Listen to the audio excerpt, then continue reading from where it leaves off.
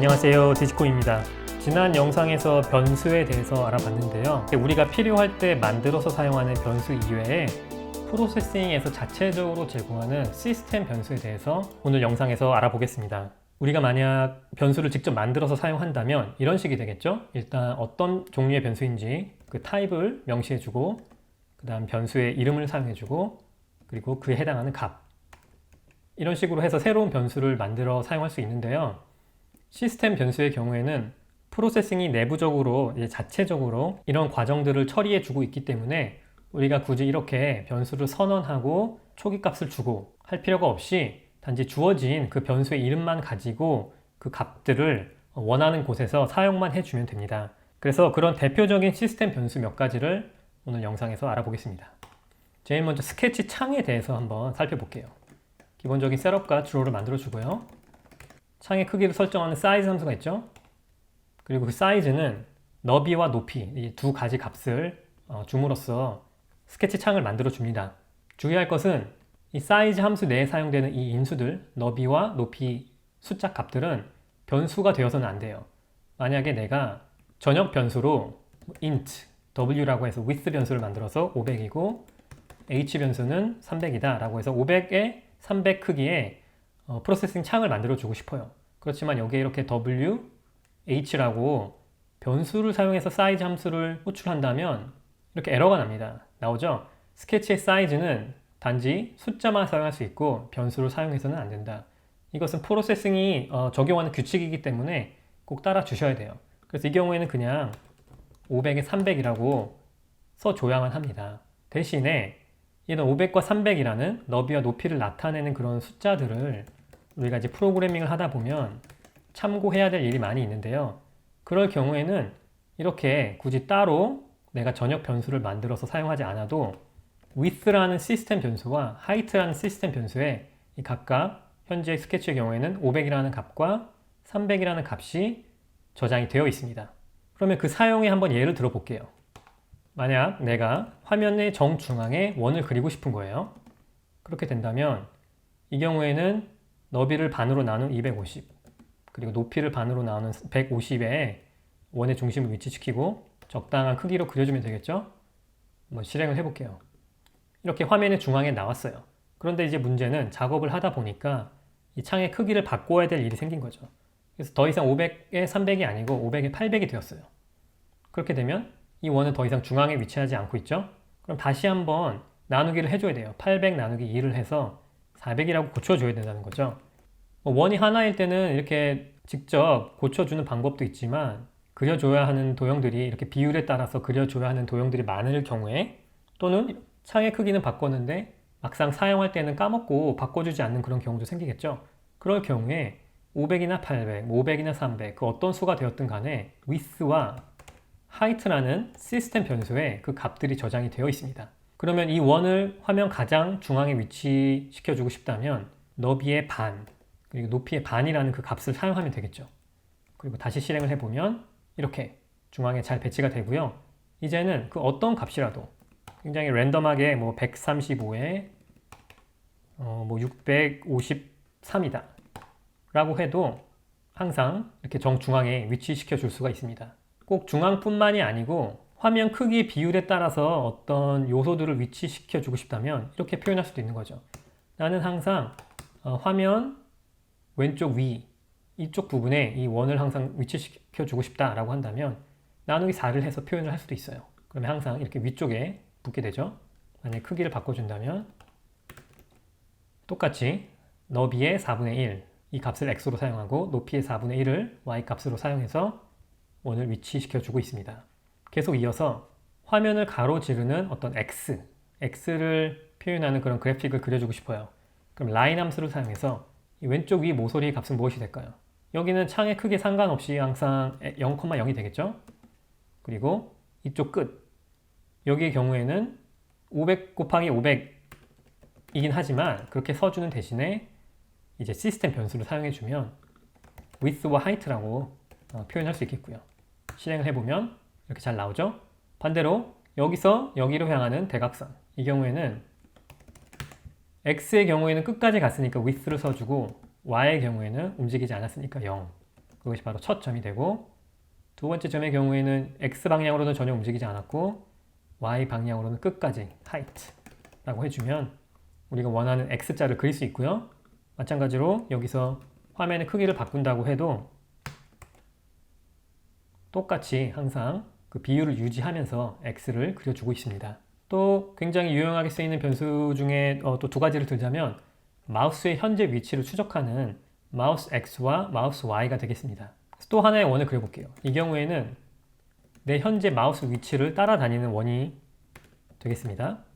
이렇게 실행을 하면 이 원은 항상 제 마우스가 가는 곳을 따라다니게 되는 것이죠. 그러니까 스케치가 실행되는 동안에는 매 프레임마다 새로운 내 마우스의 위치를 프로세싱이 자체적으로 마우스 X와 마우스 Y라는 시스템 변수에 저장을 해놓고 우리는 이제 그 값을 사용만 해주면 되는 거예요. 마우스 X와 마우스 Y가 마우스의 위치를 나타내는 값이긴 하지만 그것을 꼭 어떤 도형의 위치에만 적용할 필요는 없어요. 예를 들면 이 원의 색깔을 마우스 X 값에 기반해서 적용할 수도 있는 것이죠.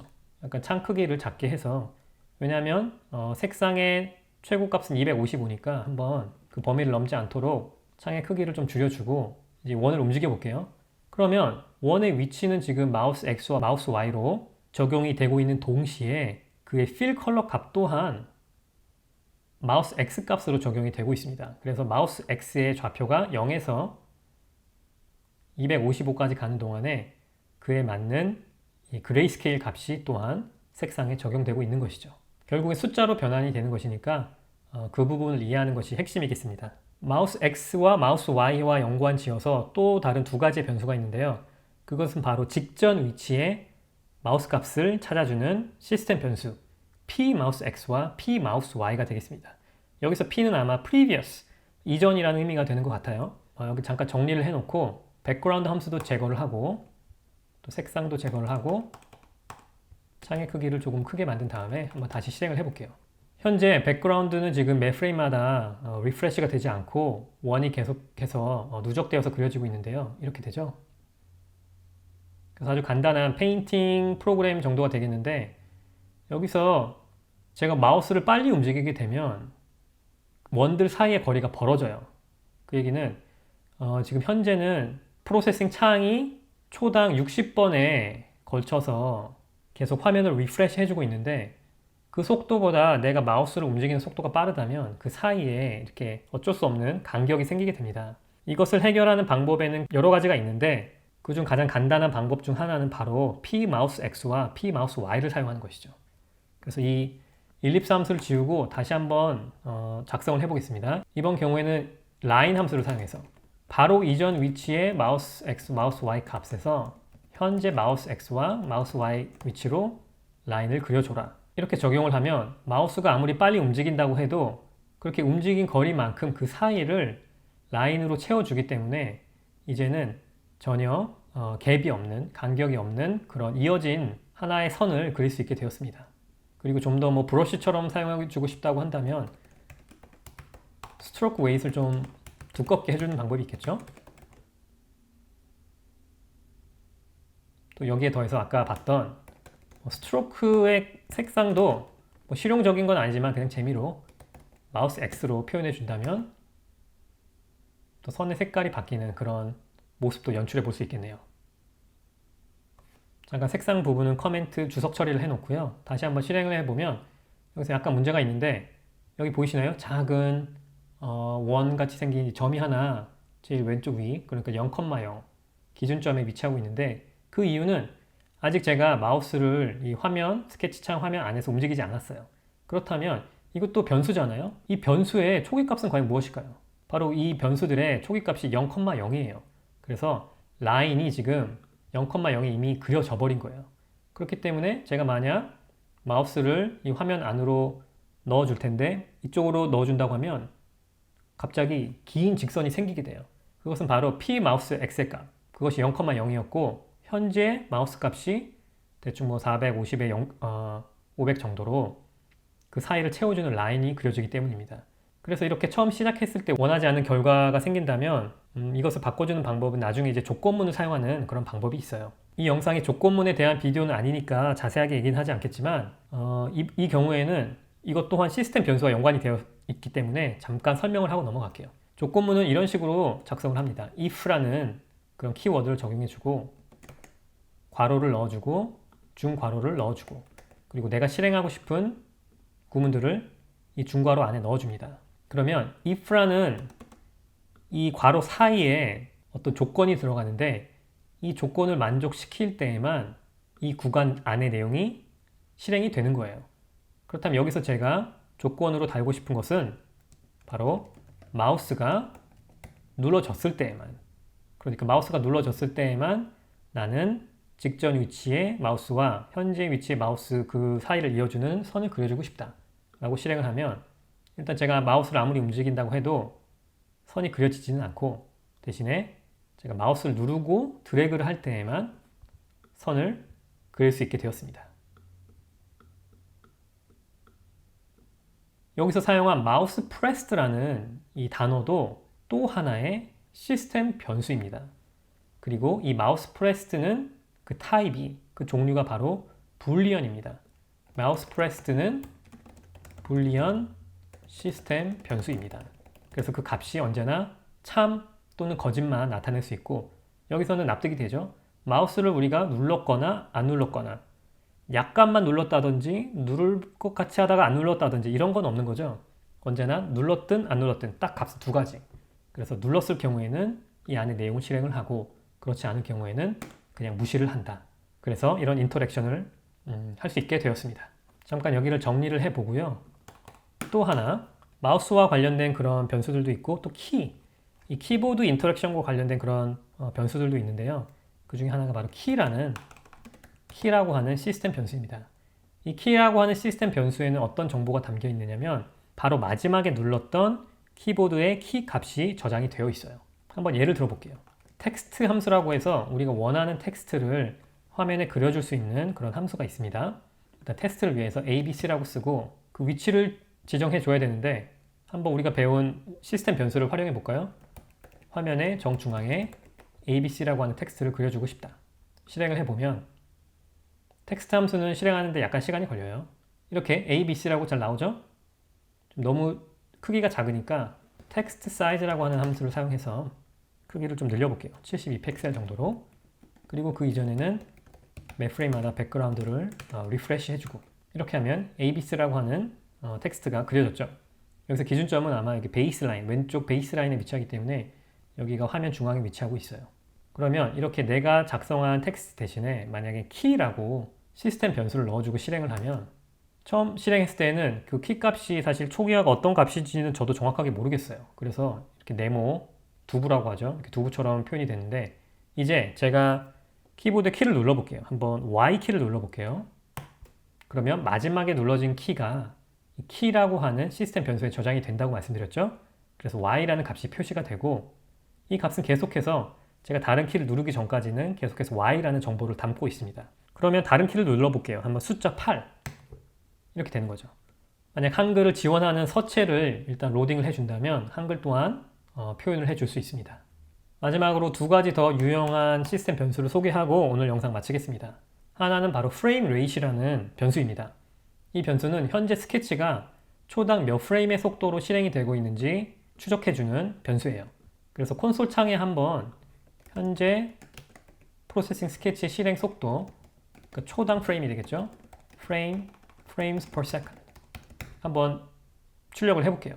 실행을 해보면 이 경우에는 굉장히 복잡한 그런 스케치가 아니기 때문에 보통 60프레임으로 돌아가게 될 거예요. 이런 식으로 정확하게 항상 60프레임은 아니지만 59일 때도 있고 61일 때도 있고 하지만 평균적으로 60을 유지하고 있죠.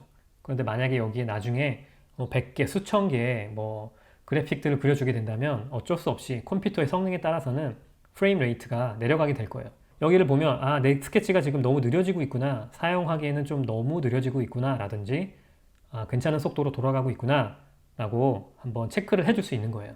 그래서 굉장히 유용한 변수이고, 그런데 프레임 레이트는 변수이기도 하지만 또 함수 이름이기도 해요.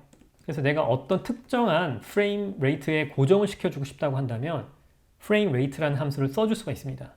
만약 60프레임으로 돌아가는 게 너무 속도가 빠르다고 한다면 보통 우리가 보는 비디오들은 초당 30프레임의 속도로 돌아가죠. 그래서 나는 30프레임 정도면 충분해. 그래서 30프레임으로 고정을 하고 싶어 라고 실행을 하면 이제는 프로세싱 스케치의 기본 실행 속도인 초당 60프레임이 아니고 우리가 설정한 초당 30프레임의 속도로 지금 실행이 되고 있습니다. 그렇지만 제가 고정이라고 말씀을 드렸지만 만약 스케치가 복잡해진다면 30보다 느려지는 경우도 발생할 수 있다는 것은 알아두시면 좋겠네요.